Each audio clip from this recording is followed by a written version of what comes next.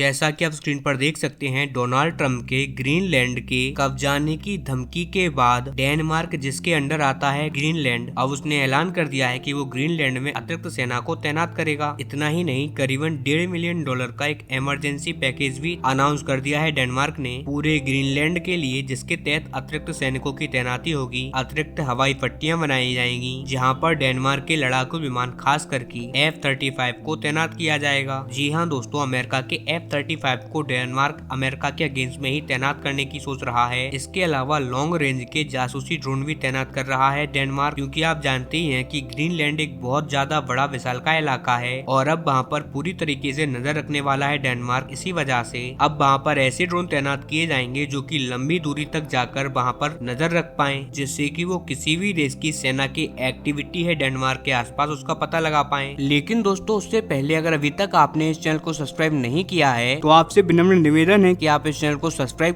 कर notification bell को on कर लीजिए और वीडियो को लाइक कर दीजिए। चलिए हम वीडियो में वापस आते हैं। इसके अलावा डेनमार्क ने ये भी कहा है कि हम स्ट्रेटेजिक तरीके से ग्रीनलैंड के ऊपर आबादी बढ़ाने के बारे में विचार कर रहे हैं और हम इसकी आबादी बढ़ाए कर ही रहेंगे। खासकर कि वहाँ पर जो आर्किटेक्ट टीम्स हैं उनको ज्यादातर तैनात करेंगे ताकि ग्रीनलैंड पर उनका दावा और भी ज्यादा पुख्ता हो जाए। और डोनाल्ड ट्रंप का जो प्लान है कि हम ग्रीनलैंड को खरीद लेंगे, उसके ऊपर कब्जा कर लेंगे, उससे नाकाम करना चाहता है डेनमार्क। और ये बहुत ज्यादा शॉकिंग खबर है, मैं आपको बता दूं, डेनमार्क एक क्लोजेस्ट अलाय माना जाता है अमेरिका का, और ट्रंप के आने के बाद दोनों देशों के बीच में जिस प्रकार से अविश्वास पैदा हो गया है उसका फायदा अमेरिका के दुश्मन, मैं कहने वाला हूँ चीन और रूस के बारे में, वो बहुत अच्छी तरीके से उठाएंगे। क्योंकि आप सोचिए, कल को डोनाल्ड ट्रंप कोई सीरियस अटैक करते हैं डेनमार्क को कब्जा करने के लिए, यहाँ पर अपनी कोई शिप भेज देते हैं, भले ही वो मात्र एक चक्कर लगाने के लिए ही चली जाए, तो उसी टाइम पर रूस अगर कह दे कि हम आपकी मदद करेंगे, आप चिंता मत कीजिए, हम आपको अपने हाई एंड वेपन देंगे, अपनी पनडुब्बी देंगे, अपने शिप और अपने युद्धक बेड़े तक दे देंगे, तो ऐसे में आप चौंकिए मत अगर डेनमार्क ने उनकी मदद लेने के लिए हाँ कर दी तो। और ऐसे में उसी टाइम पर अमेरिका डेनमार्क जैसे एक भरोसेमंद एलाय को खो देगा। और ये मात्र डेनमार्क के साथ नहीं हो रहा है, पूरे अमेरिका में ये हो रहा है। डेनमार्क की खबर के बाद अब पूरे यूरोप में मतभेद देखा जा रहा है, पूरा यूरोप बिखर रहा है और अमेरिका अपनी मुट्ठी से खोता जा रहा है पूरे यूरोप को। आप स्क्रीन पर देखिए, जर्मनी से खबर निकल कर आ रही है यूरोप के लिए कि कई सारी जर्मनी की पॉलिटिकल पार्टियां अब यूरोपीय यूनियन से बाहर निकलना चाहती हैं। कई पार्टियों का तो ये चुनावी मुद्दा तक बन चुका है कि हम नाटो से भी बाहर निकल जाएंगे, क्योंकि नाटो और अमेरिका के चक्कर में हम रूस और यूक्रेन के युद्ध में पड़ गए, जिससे कि हमारी इकोनॉमी को बहुत ज्यादा लॉस हो रहा है और इतना लॉस हो रहा है कि हमारी अर्थव्यवस्था लगातार क्रैश कर रही है और बहुत ही जल्द भारत हमें पछाड़कर दुनिया की तीसरी सबसे बड़ी अर्थव्यवस्था बन जाएगा। इतना ही नहीं, जर्मनी की आम जनता में भी ठीक यही सहमति बन चुकी है कि हम एक तरीके से अमेरिका की सैटेलाइट स्टेट बनते जा रहे हैं। जो अमेरिका कहता है हम वही करते हैं और हमें इस चीज को रोकना होगा। हमें थोड़ा सा फ्रंट होकर चलना पड़ेगा अमेरिका से, तभी हमें इकोनॉमिकली फायदा मिल पाएगा, अदरवाइज हमारी इकोनॉमी को ऐसे ही नुकसान होता रहेगा। लेकिन देखा जाए तो पूरे यूरोप में यही देखा जा रहा है कि अमेरिका और डोनाल्ड ट्रंप को लेकर पूरे यूरोप में नाराजगी है और ट्रंप के आने के बाद तो ये बहुत ज्यादा बढ़ गई है और इसीलिए यूरोप के टूटने का डर है। अमेरिका के साथियों में भी फूट पड़ सकती है, क्योंकि आप याद रखिए, पश्चिमी देशों की एकता ही उनकी सबसे बड़ी ताकत है और इसी के दम पर उन्होंने सोवियत यूनियन को